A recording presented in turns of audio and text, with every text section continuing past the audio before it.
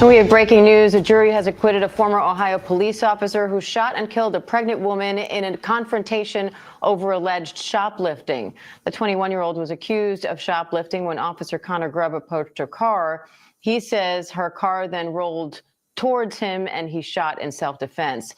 The family of Takaya Young became incredibly emotional just moments after the judge read that verdict.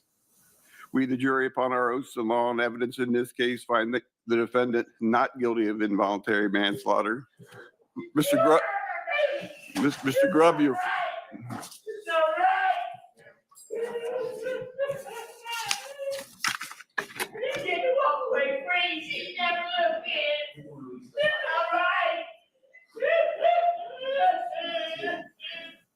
The jury found Connor Grubb not guilty on all of the charges. He was facing up to life in prison if convicted. ABC legal contributor Brian Buckmeyer is here with more on that. Brian, this incident was caught on body cam video. So how did the evidence play out in this case? Are you surprised by the verdict? I'm not surprised by the verdict. I think ultimately it came down to whether or not you believe the officer should have stood in front of that vehicle. And once you get there and you think he does have the right to do so as part of his procedure, whether or not they argued it was proper or improper. But if that's what the jury believed, then self-defense becomes very easy because as the defense argued, that vehicle was a weapon that could have harmed him and therefore he is justified in using deadly force. And so it seemed to make sense at least how the defense argued it and the result that we see. Based on the reaction, obviously it looks like Takaya Young's family does not think this verdict makes sense. Do they have any other legal recourse now? Not from a criminal standpoint. He's acquitted of all the charges that could be associated with this case. We know that there have been investigations. There possibly could be civil litigation as well if they haven't filed already. Don't forget that when it comes to a criminal case, the burden of proof is much higher, proof beyond a reasonable doubt, than that of a civil case. And so we have seen in the past where an individual is acquitted of criminal charges but found liable under civil allegations. And so if that option is still open to them, they could pursue that. All right, Brian Buckmeyer, thank you. Unfortunately, that is true. We saw that in the O.J. Simpson trial.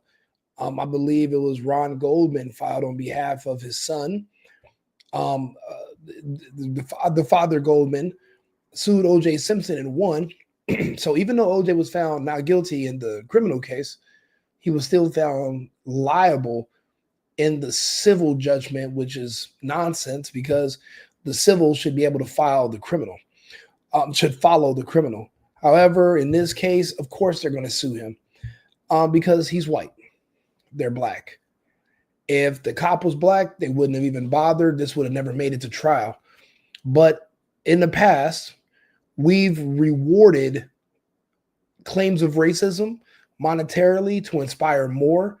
It's all about a systematic degradation of the United States and its credibility, but also amongst the people here to keep trying to chip away at the system. Luckily, right now, we have an administration in place that is looking to reinforce the United States instead of make it weaker. A lot of this started with Barack Obama. He literally made all the racial issues in this country explode. And, you know, and then when you look at it in hindsight, he's our first gay president. He's like, if Brigitte Macron is a man, so is Mike Obama. These agendas have been put in place to break down one of the most powerful countries in the history of the world. And a typical war against us, you're not going to win. So they're going to have to use manipulation and different types of tactics.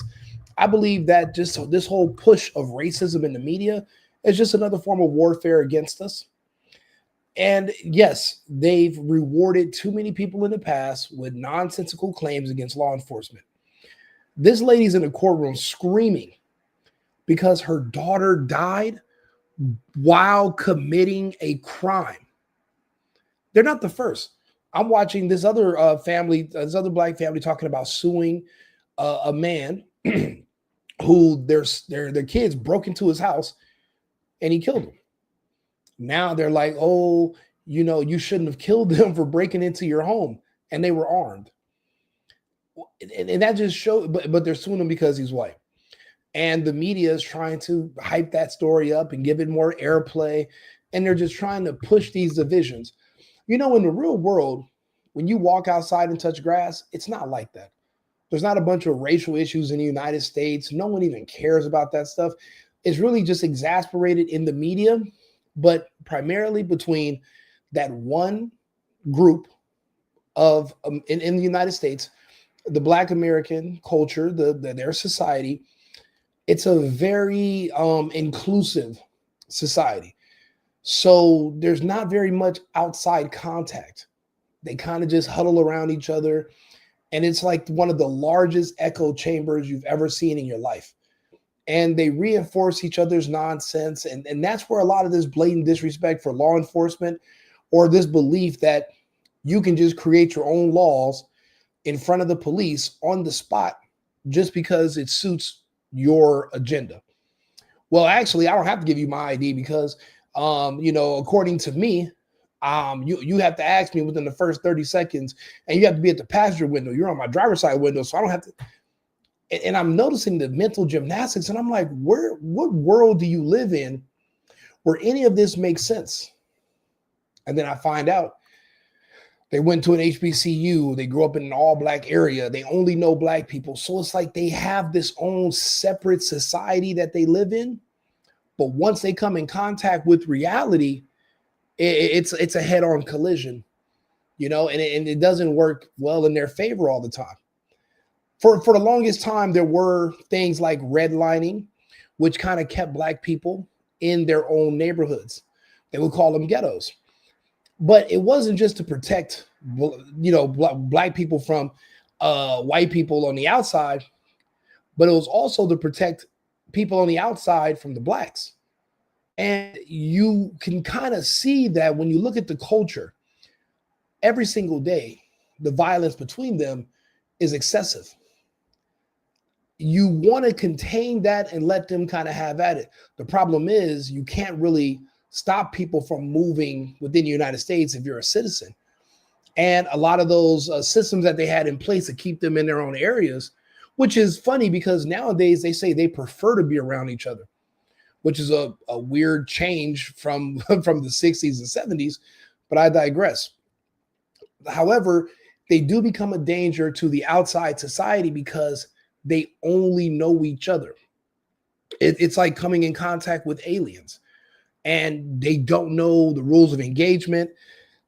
And you see these, like, I literally, if you follow my Snapchat, not Snapchat, you follow my TikTok, follow my Instagram, I'm posting thousands and thousands of hours of body cam footage lately. Why is it so many women having all these crazy, insane interactions with the police? Now, not just, but when you look at, okay, let's be more specific.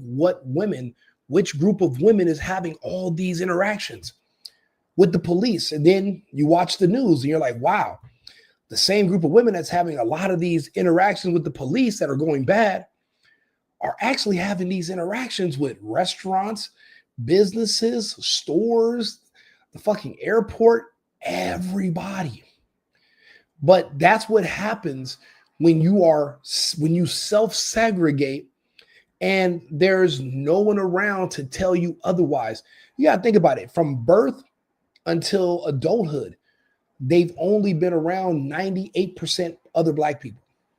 They have no idea how the real world works. And then if you go into an HBCU college, that makes you even worse.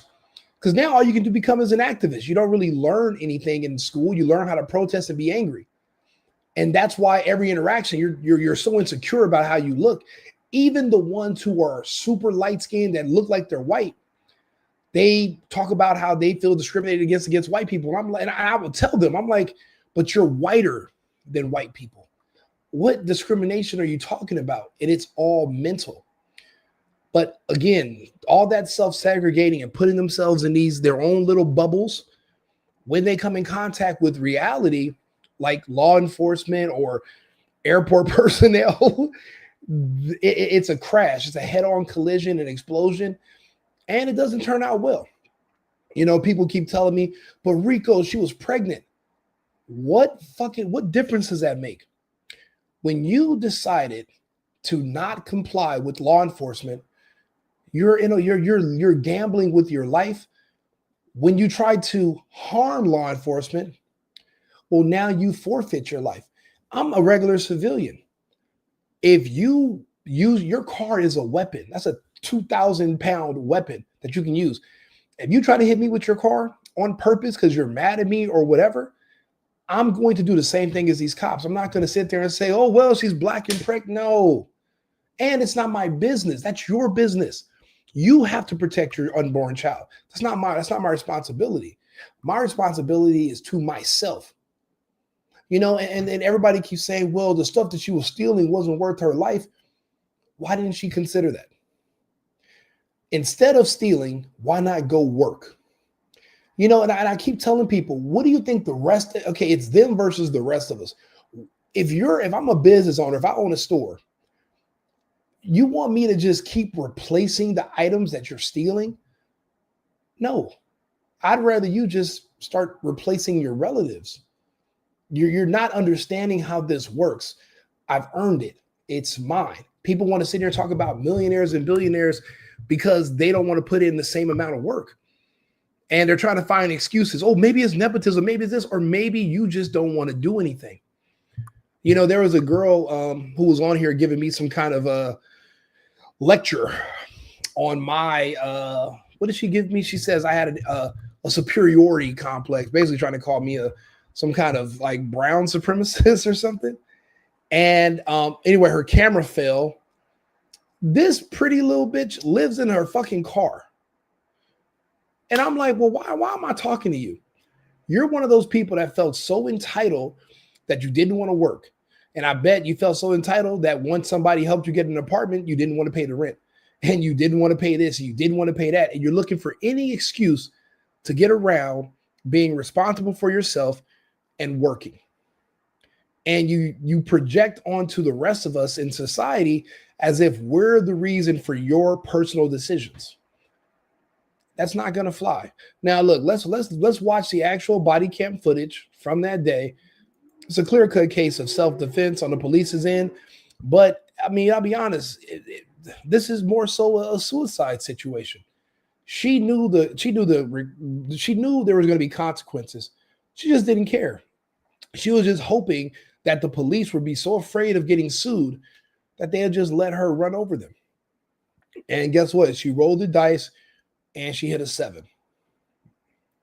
Tarkia Young, a 21-year-old pregnant woman, was shot to death by police officer. Get out of the car. Get out of the car. Get out of the car. 273. Attention 29, 3705 for non-well, 3705. A female is hallucinating. Much go out for attend. Out of the car. Out of the car. Out of the car. Why do the police have to keep telling them the same thing over and over? Why does he have to keep saying that? Why is he required to keep saying, get out of the car, get out of the car? If she was white, he would have asked her 1.5 times, then he would have busted that fucking car window. If this person was white, this conversation would have never even happened. It would have never even gotten this far. But the police are so afraid to do their job and enforce laws against black people because of, well, they might get sued. They might get fired. They might end up going to trial like this man. You know, like I said, it's a fatigue. You know, when I say the country is outraged because our heroes, right? The men and women who sign up to protect us and who run towards the gunfire instead of away from it, like the civilians, now they are being put on trial for just doing their job, which is protecting us from other criminals. And that's disheartening. And I'm tired of it. I'm sick of it. These people should be praised. You know, at one point in time, I used to believe all that, what is it, defund the police, and we don't need police, we'll police ourselves. I'm from LA. I was there in 2020. And I remember I seen there was like this huge march down Spring Street. And I walked outside and I got in it and I was like, yeah, you know, I'm thinking, okay, cool. We're protesting against something. It was about the George Floyd. And I remember somebody behind me had a sign that said, "Eat the rich." And I was like, man, I started looking at the crowd. I'm like, wow, these people have a lot of different colored hair. And I was like, oh man, I wonder who they consider. Like, what's the threshold? What's rich to these people? Because these are obviously like communist types, Marxists. They don't work. So I'm pretty sure their threshold for what they consider rich is fairly low. They saw a Tesla that wasn't even the big one like I have. They saw like a small Tesla, and they like surrounded it and started kicking it, talking about those people are rich. And I was like, well, then what do you think about me? Like, I mean, if they see, all my different lofts that I have right where they're protesting in my cars, well, they're going to try to set me on fire. And then that's when I realized I'm not one of them. I'm not. I work. My family didn't come to this country to beg. We came to this country to provide for ourselves and take care of our family and to become something greater than ourselves. It goes God, country, family, So we came over here for that. And then I felt like I was betraying everything that my family went through to give me more opportunities by sitting out here and just squandering it all away because I want to be a follower. It's ridiculous. But I mean, I don't understand. Why do the police have to beg these people for their ID or argue with them for an hour before they can finally arrest them? Because one small move, there's going to be some ambulance chasing piece of shit civil rights lawyer that's going to jump in here and say, oh, wait a minute. You took your left foot went in front of your right foot, and you're supposed to go right foot, left foot. That's in your policy. So you got to give this person some money. And it's like, okay.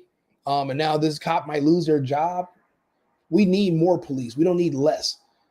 And I always say it all the time. If I have to choose between the criminal community and law enforcement, I'm going with law enforcement every day. I had a taste. The reason I moved out of California was because I remember my neighbor called the police when her boyfriend was trying to kick her door in during the lockdown and after the George Floyd riots, and they never came. She called them back to back screaming, and the police never showed up. They came, I think, the next day, but by then she's in the hospital. The dude got in. He didn't kill her. He could have. But I know what it's like to live in a society where there's no more police and the insane asylum, the criminals just run wild and they become the police. And I don't want to live in that world. I don't. So I don't feel any sympathy or sadness. This person forfeit. She suicided herself. She should have complied. Now, if you don't like the laws of this country, move to another country. When I didn't like California and how things were going, I left the state. And when I thought that there might be a chance Kamala Harris could win, I left the country.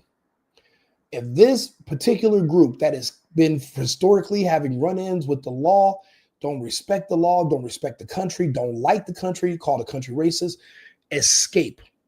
Run to another country and live there. Why stay here where you're going to get put in prison or executed when you can just escape to somewhere else better? We're not going to give up. We're not going to burn the Constitution because a pregnant girl decides to get herself killed by the police. And, oh man, maybe we should get rid of the guns. Maybe we should get rid of police because this criminal decided to run a cop over. You have assholes and elbows mixed up. I'm in back in service 1828. Get out of the car. Then get out. Go. Then get out. Get out of the car. Get out of the car. Get out of the car. Get out of the car. Your shot fired. Stop the goddamn car. Stop the goddamn car. We're going to have a 34 on Chicago Blue, customer mouth, keep it in the out. 5991, 7 minute road.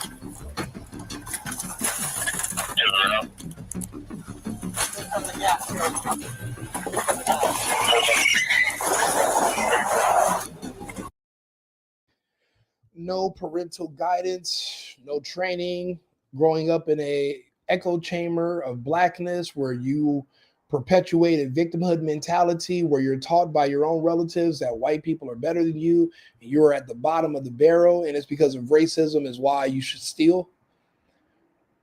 That does a number on the mind of anybody. I didn't even know this, but they're taught this at home. This isn't because reality teaches you racism against white people. Their parents taught them that, and their grandparents taught them that. I didn't even know that until I became an adult. I'm like, shit, your grandmother did a number on you. Your mom did a number on you. You know, and I've met people, they've never even met someone white in their whole life. And they have this unsubstantiated fear of the KKK and the Proud Boys, but everyone they've ever met in their life that was murdered by somebody was murdered by a black Crip or Blood. In this situation, the police did what was necessary. She was a danger to the public as well. She's also a thief. I don't have much sympathy for them. There's nothing you can really say to justify her actions. I just hate that for 2 years they made this man's life a living hell when he should have been congratulated for doing the tough part. They begged this woman to give him her ID. They asked her to stop. She told them no. The mother failed her. There was no father. The mother failed her.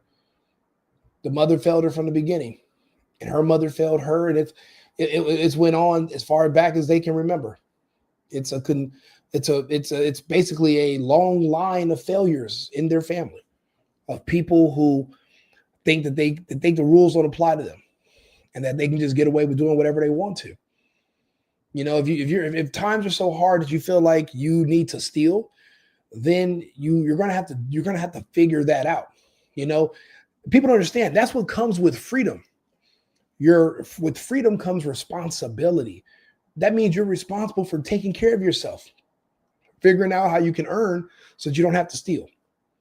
Now, if you want to be dependent on the government, well, then that's not freedom. If you want someone else to pay for all your stuff, that's slavery. If you want a master, you want a daddy that's going to take care of you and tell you what to do and give you free stuff, that's akin to slavery. You can't scream about freedom and how much you want freedom, but then you're begging with your other hand, asking for free shit. No, you're free to take care of yourself. You're free to be responsible for yourself. This is not reparations where you just go into stores and steal. That's just an excuse. And we're not accepting those anymore. We're going to need a heavier hand to get things back in order and to get things back in line.